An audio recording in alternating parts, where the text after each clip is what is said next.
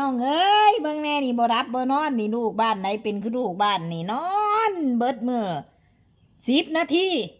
นอกนั้นเด่นอยู่เบิดมื้อโอ้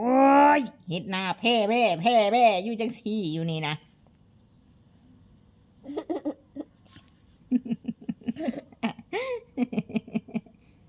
เบิ่งดูนี่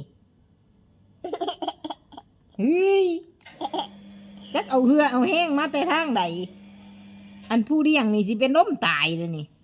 เบิ่งดูนี่งานกับบริเฮ็ดนี่เฮ้ยนั่นเบิ่งดิหายมันก็หัวเราะซ้ำนั่นมันหยอกเขาซ้ำผู้เดผู้เจ้าเอ้ยเอ้ย